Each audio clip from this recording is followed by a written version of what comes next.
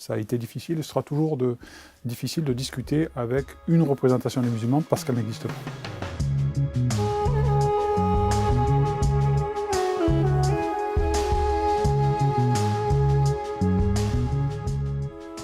Saïd Hamada, député des Bouches-du-Rhône. Mais je dis plus particulièrement de Marseille parce que c'est plus clair et ma circonscription est uniquement sur les quartiers nord de Marseille.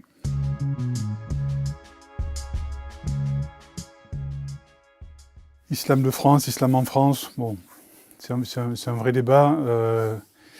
Moi, ce qui me gêne, si vous voulez, dans cette notion, c'est qu'on a l'air de considérer que les musulmans forment un tout, une communauté complètement homogène, ce qui est très loin d'être le cas.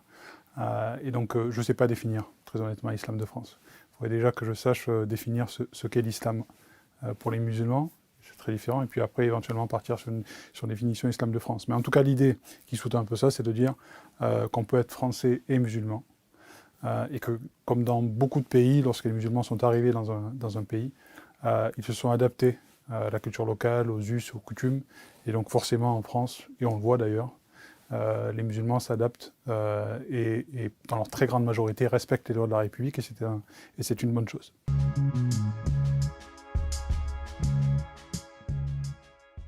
Oui et non. Ils aspirent en fait à être reconnus pour ce qu'ils sont et qu'il n'y ait pas de porte-voix qui dénature ce que sont les musulmans de France, même s'ils sont différents.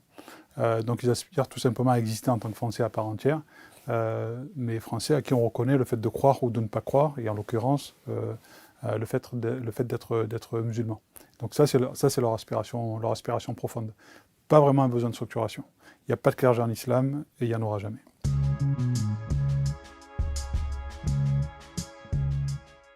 Vous voulez parler de la loi confortant les principes républicains. Il y avait à la base des craintes sur ce qu'elle pouvait avoir comme objet, puisqu'on ne savait pas ce sur quoi elle portait.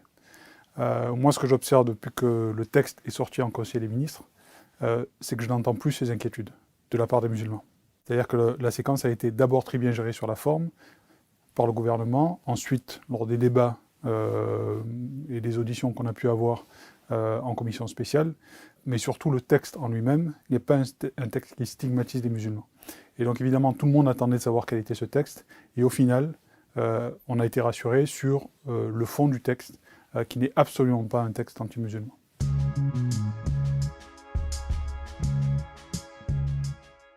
Mais c'est ce qui est compliqué, c'est pour ça que le CFCM avait été créé par Sarkozy à l'époque, et qu'il a besoin de se réformer aujourd'hui, mais qu'il existe. Et même avec l'existence du CFCM, il y a un vrai problème de représentativité, parce que énormément de musulmans ne se reconnaissent pas dans le CFCM, mais il a le mérite d'exister. Donc il y a un vrai sujet. Il y a un vrai sujet parce que le lien entre les musulmans et Dieu, si vous voulez, ne se fait pas au travers d'un tiers. Et donc il n'y a pas de représentation ou de représentativité possible, si ce n'est chez les chiites, mais la majorité des musulmans de France sont plutôt sunnites. Et donc on a une vraie difficulté à discuter avec les musulmans, mais c'est le cas au niveau local, c'est le cas au niveau national. Je ne pense pas qu'on arrivera avec ce texte à résoudre cette difficulté, d'autant plus que les vraies problématiques aujourd'hui, elles ne se situent pas dans les mosquées ou dans les relations avec les musulmans qu'on peut avoir, mais notamment sur les réseaux sociaux et sur l'islam politique, c'est-à-dire les personnes qui essaient d'instrumentaliser et l'islam et les musulmans à des fins, dans l'objectif de faire tomber la République. Et c'est ça que le texte combat. Et ça, les musulmans l'ont plutôt bien compris. Donc ce sera toujours, ça a été difficile, ce sera toujours difficile de discuter avec une représentation des musulmans parce qu'elle n'existe pas.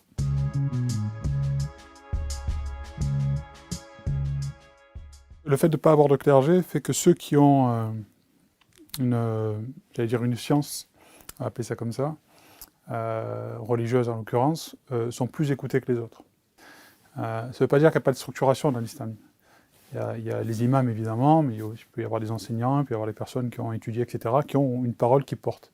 Et donc, toutes ces personnes-là ont un rôle à jouer justement dans cette envie d'intégration, en tout cas ce que peut être ou ce que doit être l'islam du XXIe siècle. Et il y a énormément de personnes aujourd'hui qui portent ce message-là, qu'on n'entend pas d'ailleurs. L'une des tendances journalistiques, je dirais, au sens large, c'est de mettre en avant les personnes qui crient fort et qui ont des discours, séparatistes ou extrêmes. On n'entend pas ou peu ceux qui n'ont pas ces discours-là. Et ils sont majoritaires. Et ça, on le voit tous les jours. On voit des personnes dans leur famille déconstruire des discours. On voit des imams travailler tous les vendredis. Personne ne vient les voir. Enfin, en tout cas, pas les journalistes, pas les médias, pas les élus. Mais tous les vendredis, ils prennent ce discours-là. Et si à Marseille, en l'occurrence, ça se passe bien, c'est justement parce qu'il y a cette architecture, ces personnes-là, ces savants, si on devait les appeler comme ça, qui prônent cet islam apaisé et complètement intégré dans la République française. Mais ce que je voudrais dire, c'est qu'il ne faut pas amalgamer le fait que des personnes, certes de culture musulmane, rejettent la République, avec le fait que ce soit uniquement un problème religieux. Quand vous avez un gamin qui, dans une école, s'oppose à l'autorité, s'oppose à l'école, etc., c'est pas forcément pour des raisons religieuses. C'est aussi parce qu'il se sent, ou il sent autour de lui, que la République ne l'accepte pas ou l'intègre pas tel qu'il est. Et donc c'est là-dessus aussi qu'il faut travailler. Il n'y a pas forcément des choses religieuses. Lorsque vous avez un petit Saïd ou un Ahmed ou une Fatima qui se rebelle, ce n'est pas forcément une question religieuse. Il faut aussi intégrer le fait que la République sur ces territoires n'a pas été à la hauteur, que cet échec collectif, il faut qu'on l'assume, et il faut aujourd'hui qu'on change de braquet. Les solutions, on les a, on sait à peu près comment faire, sauf qu'il faut une vraie volonté politique.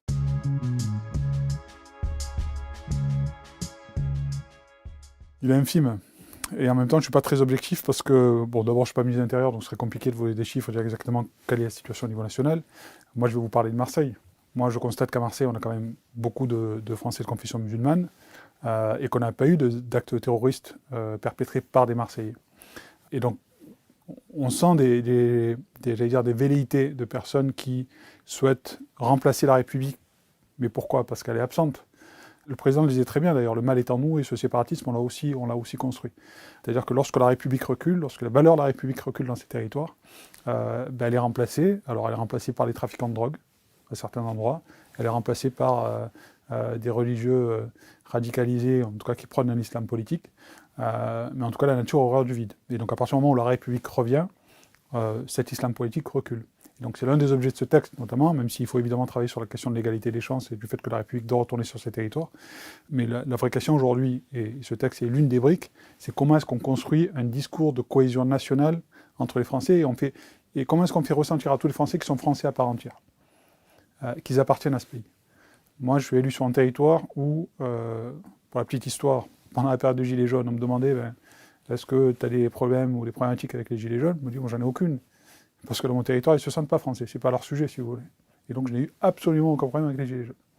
Ce que je veux dire par là, c'est qu'il faut que ces personnes-là se sentent françaises à part entière. Aujourd'hui, ce n'est pas le cas. Alors que ce sont des personnes, jeunes ou moins jeunes, qui ont passé toute leur vie en France. Quand vous en avez 5, 10, 15, bon, vous pouvez considérer que ce sont des exceptions. Quand vous en avez autant, c'est que c'est un problème sociologique qui touche donc même au fondement de la République. La République a échoué. Et donc il faut qu'on retourne sur ces territoires pour dire à ces personnes-là, vous méritez d'être français à part entière, vous avez des devoirs, mais vous avez aussi des droits.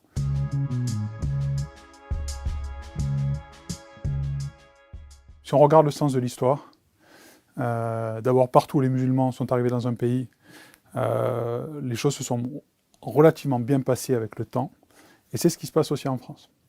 On a tendance à regarder le verre à moitié vide, moi je le regarde aussi à moitié plein. Vous avez de plus en plus d'élus, de confession musulmane ou pas, de culture musulmane ou pas, moi j'en fais partie, qui arrivent à des responsabilités, qui peuvent aussi donner l'exemple. Vous avez des chefs d'entreprise, vous avez des médecins, vous avez énormément de mariages mixtes. Donc il y a une vraie, j'allais dire, acculturation aujourd'hui, qui fait que les musulmans ne sont plus la caricature qu'on a pu avoir à une certaine époque. On a aujourd'hui des Français complètement intégrés, qui ont une religion, d'autres en ont d'autres. Moi, ce que je sens aujourd'hui, c'est une vraie volonté de la part des nouvelles générations d'être des Français à part entière. En étant musulmans, certes, ou pas, mais d'assumer leur culture et d'apporter cela à ce pays. Moi, ce que je retiens de la construction de ce pays, c'est qu'on n'est pas sur une construction, j'allais dire, à l'allemande. Si je reprends le discours d'Ernest Renan en 1882 sur... Voilà, ce qui fait qu'on est français, c'est le fait de regarder dans la même direction. On peut venir de territoires différents, on peut avoir des cultures différentes, mais le fait de regarder dans la même direction fait qu'on est français et qu'on constitue un pays. Et moi, j'ai rien à dire, et les musulmans n'ont rien à dire à des personnes qui leur ressemblent en tout point. C'est l'altérité qu'il faut qu'on arrive à grandir.